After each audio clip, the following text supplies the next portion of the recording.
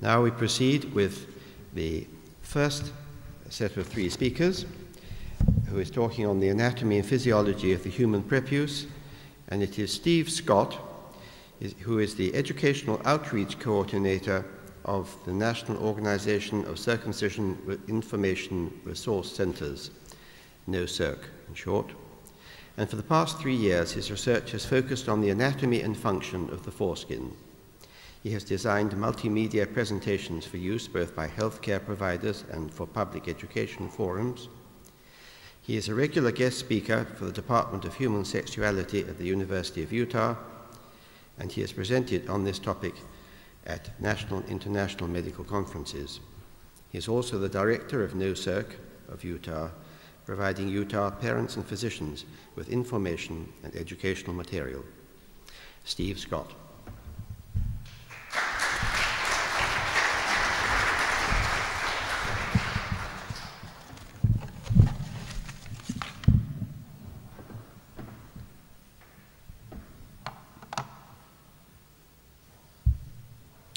Could we have the lights, please? About 7 years ago, I did a series of interviews with physicians in the Salt Lake City, Utah area in the US. And one of the questions that I asked them was, what is the nature and function of the foreskin? Apart from reciting a little blip from a pamphlet from the American Academy of Pediatrics in which it says that the foreskin serves a protective function, my experience was that they knew zip. To put it in other terms, they were stunningly uneducated about the anatomy and physiology of body parts that they were systematically, surgically ablating from children. So working off of the perhaps bizarre idea that if a body part exists, it may very well have a function, I began my own research, and I have to say with a great deal of assistance from what I consider to be one of the world's premier search engines, Mr. Frederick Hodges. I accumulated information from the International Medical Database that identifies the foreskin not as a redundant tag of skin, but as an extremely complex, highly nerve-laden, highly vascularized, very important complex of sexual organs. So let me show you what I've got and see if you agree. I would like to acknowledge the assistance in supplying material from Dr. John Taylor, his autopsy material, and from John Erickson for his transparency data of live penises, if you will, and from the producers of this text, Femalia, for transparency data of the vulva of the female. I agree with you that we need to be very accurate in our description of these body parts. And just to begin with, the vulva is the external genitalia of the female. The vagina, often which is referred to as the vulva, is the space between the vulva and the cervix.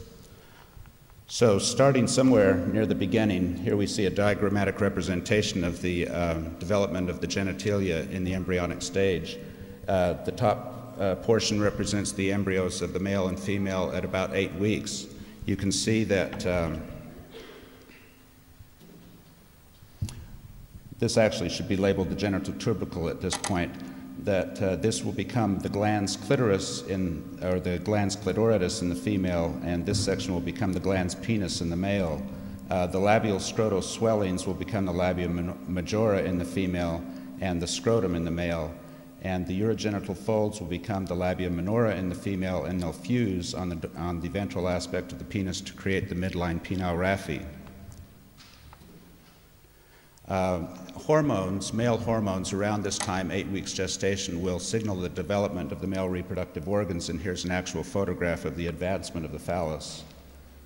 At around 12 weeks, bump ahead here one section. At around 12 weeks, this fusion will occur on the underside of the penis that will create the raphe. And also around this time,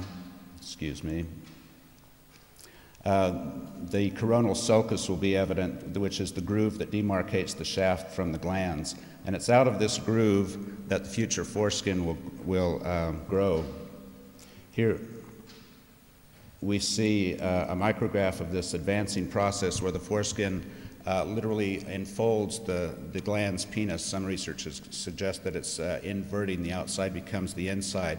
and it traps epithelial cells between these two structures and literally fuses the foreskin to the glans penis. Here we see in cross-section, there's the corpora cavernosa, the area that fills up with blood that causes the erection, the urethra. Here's the glans penis, the common membrane, and what is already a highly vascularized prepuce, or foreskin. This membrane is called the synechia. That's a Greek word that means to bind together.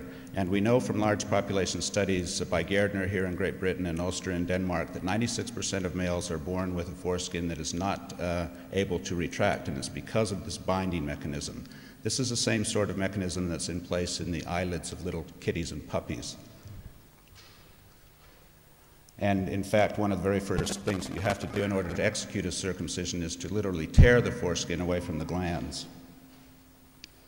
The process of desquamation that separates these two structures is accomplished by a very unique process where whorls of cells develop in the synechia. They die from the inside out, creating hollows. These hollows eventually coalesce, forming the prepuceal space, which separates the foreskin from the glans. Here we see, this is autopsy material. No one's getting hurt here. This is something you shouldn't try at home. When the foreskin is retracted, you can see in this area the synechia is still in place and attached to the glans penis. Publications from the IAP say in bold letters sometimes, no attempt should be made to forcibly retract the foreskin of the infant. This can cause pain, bleeding, and adhesions, and I would add it can also cause infections. You're offering a portal for the entrance of bacteria, which can colonize the prepuceal space, migrate up the urethra, bam, you've got a UTI. Poor parents go back to the doctor, and he says, I told you you should have had him circumcised. When this is actually iatrogenic distress. The doctor is either doing it himself or instructing the parents to retract the foreskin. Shouldn't be done. Same condition exists in females. They're spared this indignity, if you will, probably because of the hidden nature of these organs.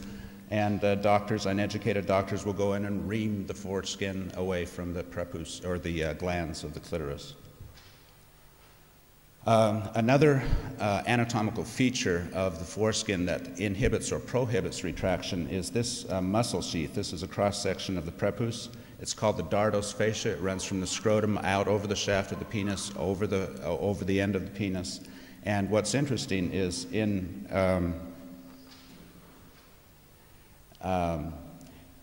infantile penis, the prepuce is very long and tubular. And at the very tip here, this dardos fascia goes in a circular arrangement, forming a sphincter-like action. So it's closing this area down, which allows urine to go out, but doesn't allow anything else to come in. Also, I'd like to point out that this tubular configuration in the infantile prepuce is often seen by doctors as redundant or superfluous skin, and they recommend a little trimming. When in actuality, a child who has this tubular configuration may very well end up in maturity having a foreskin that doesn't completely cover the glans. So once these parts are retractable, here we have the various parts of the penile anatomy. We have an outer foreskin, an inner foreskin, a frenulum, which is a bridge-like structure on the underside of the penis, like that bridge that you could feel if you put your tongue up between your upper lip and teeth, and the urinary meatus, where the urine comes out. And here in the female, we see the labia minora, the labia majora, the clitoris, the prepuce, or the foreskin of the clitoris. And then there is, I'd like to point out, a body of the clitoris, and there is also a crura of the clitoris. And here we see this in isolation, unfortunately absent the foreskin. But this, I would suggest, is what is removed in certain styles of female genital mutilation, and it is the glans of the clitoris. And as I understand, lacking other words, there's sometimes a carving out mechanism where they might dig in to remove more of the clitoris, which could involve the body, but without invasive surgery into deep tissue, it would be almost impossible to remove the crura, which is the Latin word for legs of the clitoris. These same conditions or configurations exist in the male. There's the glans of the penis, the shaft, which could be analogous to the body of the clitoris, and the crura of the penis. So, The unique thing about the penis, once the foreskin is retractable, is that the skin that covers the shaft of the penis and the glands is mobile. Most of the skin, in fact almost all of it on our body, is attached to underlying structures. It's only, as far as I know, the skin that covers the penis and the eyelids that have this ability to glide back and forth. So there's a skin portion of the foreskin which is pigmented, which detaches at the base of the penis. All of this is glidable, runs out over the corona, over the glands, and then it takes a turn inward. And as it takes this turn, this area is known as the mucocutaneous junction. We know from Winkleman at the Mayo Clinic that these areas, these transitional zones, are highly nerve laden. And in fact, as we go around here, we find an area on the inner surface of the foreskin that is a ridged band, which we'll see as highly innervated or nerve laden, and then what is referred to as the soft mucosa, and the foreskin finally attaches at the coronal sulcus.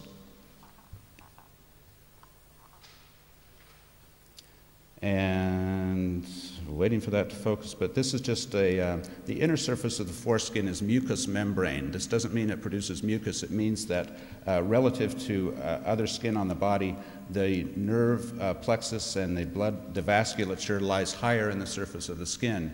Researchers say that this leads to more acute sensation, simply because the nerve endings are found closer to the surface of the skin. Here we can see the frenulum in a male. And this frenulum is actually attached to that ridged band that we just saw, kind of splays out in a V shape on the underside of the penis. Here in the female we see two frenula. Medical literature that's written by doctors says that the frenula is incomplete in the female, when in actuality incomplete, I would suggest, is a negative term. I would suggest that it's an added benefit to have two frenula, because what this does is it pulls down on the clitoris and allows for movement and stimulation. And these frenula are extensions of the labia minora, superior extensions. Here's another shot of that, the labia minora becoming part of the frenula that attach to the underside of the clitoris. And you might notice that females also have two foreskins. Another shot of this. This happens to be frenula that aren't especially continuous with the labia minora. There's, relatively speaking, a large prepuce or foreskin and a small labia minora. Relatively small prepuce, large labia minora. A prepuce in a male that overhangs the tip of the glands. One that goes even farther, one that doesn't completely cover the glands.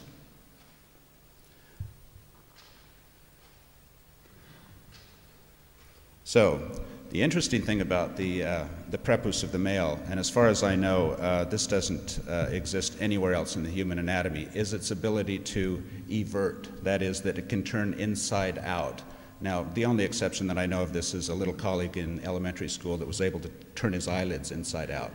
And the bright red mucosa would be against his eyeballs. And this served, of course, to horrify the girls, but made him a hero amongst the boys. But this is quite a contrived configuration, and really I don't think would count as an anatomical feature of the male, or the female. So when the foreskin is retracted, we see the pigmented outer foreskin, the inner ridged zone, and the soft mucosa. And here in cross-section we see this ridged area. We're going to focus on this because this is the working part of the penis. This is where everything happens, neurologically speaking. Transluminated, we see that this area is highly vascularized. We always find a great deal of blood vessels wherever there's a great deal of nerves. And it gives rise to this typical vascular blush that you would find in the ridged mucosa.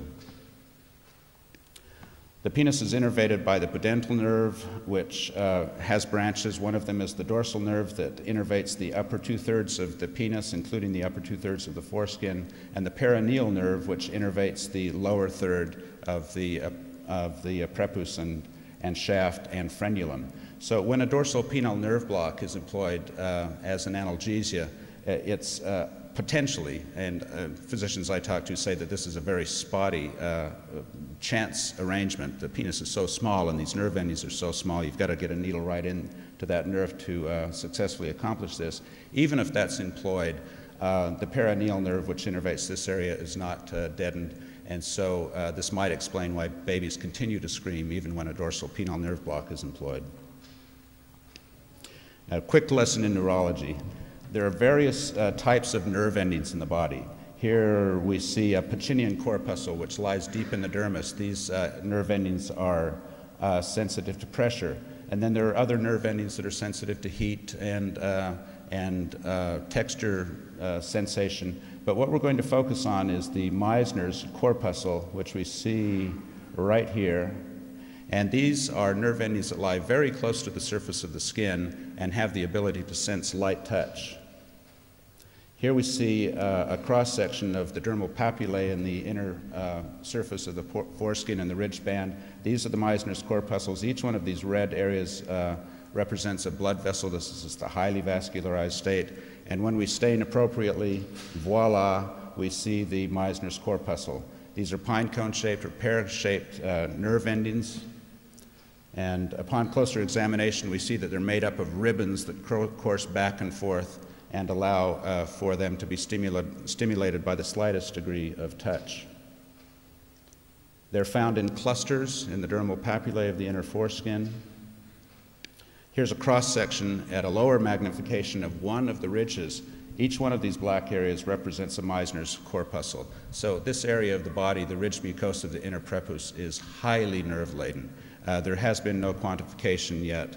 I restrain myself from putting a number on it, but you can see if this is one cross-section of one of the ridges, that this is an exquisitely nerve-laden part of the male anatomy. Relative to the rest of the penis doesn't hold a candle to it. So this is one of the misconceptions about the foreskin. It may very well be the most erogenous part of the male anatomy. And this is where it gets really unique. And this is why this ridge band is here. Like I say, the foreskin has the ability to evert or turn inside out. And once it does this, this ridge band lies across the shaft of the penis, which puts it in an ideal position, in my opinion, to come in contact with the vaginal wall during sexual intercourse. And it can position itself in many positions along the shaft of the penis, dependent upon the pressure that's put, the tension on the skin. So, during sexual intercourse, the penis acts as a gliding mobile sheath. In the inward motion of intercourse, this ridge band would be in contact with the vaginal wall, and in the outward motion of intercourse, the penis literally glides into itself. The process, you have to employ some big words to describe this, but I think we ought to be accurate, and it's a very complex process. So what happens as the penis literally glides back into itself, the skin of the prepuce intussuscepts. It sheaths its own self, and then it invaginates the glans penis. That means that it then sheaths the glans. And then in the outward motion of intercourse, it would unfold again. So it's an eversion, intussusception, invagination process. This physiologically is unique in human anatomy. There are no other parts of the body that operate this way. There is the intussusception of the intestines, but this is a pathological condition. So what are the consequences of circumcision? It externalizes what nature has designed as an internal organ. It diminishes the penis by, some people suggest, up to 50% or even more of the entire integument of the penis. It dries out what's left of the penis. The glans in its natural state is soft and moist and supple. In the absence of the foreskin, it becomes dried out. It discolors the glands. It's normally purplish or red. It becomes sort of a grayish or brown color. It calluses the glans penis with abrasion from underwear or clothing. Layers of skin build up over the glands to protect it from this foreign environment. It certainly desensitizes the penis, removing a huge platform of very specialized nerve endings. And most significantly, in my opinion, it destroys this mobile nature of the penis. So, in conclusion, whether these operations are done in a street stall or behind the closed doors of hospitals, this is the removal of, whether you're talking about male or female, of highly erogenous, very important physiologically functioning tissue from a male. In the history of medicine, there have been body parts that have been identified: the adenoids, the mastoids, the tonsils, the appendix, recently, the pineal gland, which produces melatonin. All of these body parts at some point have been considered in medicine as redundant or superfluous tissue until we learn more about it. I would suggest we have enough information about the prepuce now to identify it as a vital complex of sexual organs, without which, I'm sorry to say this for the circumcised men in the audience, the penis simply cannot function as nature so wisely designed. Do I have any more time left? Good, I get some time to editorialize. My involvement in this issue goes beyond anatomy and physiology. I've noticed that there's so many misnomers regarding this. And one interesting dynamic of all of these issues is that almost every mythology that you hear about the foreskin or about circumcision is about 180 degrees off of reality. Let me give you an example. These are surgeries. The definition of surgery is a manual or instrumental operation to correct a disease, a deformity, or an injury. These surgeries create disease. We're learning from modern literature that there's an increase in many types of diseases as a result of circumcision. It creates deformity. It creates injury. And who are the people that are performing these operations? They're health care professionals. Health comes from an Old English word, halo, which means whole. These operations are making children unwhole. Care is nurturing, embracing, and protecting children. It's not strapping newborn human beings down and cutting off parts of their reproductive organs. Professionals, that's one place where my theory falls apart. These people are professionals. I would suggest they're not healthcare professionals. They are professional mutilators. I know that's strong language, but this is a very strong issue. These are exquisitely complex parts of the human anatomy. And I would suggest that we have enough information now to identify this as such and leave the children alone. Thank you for your attention.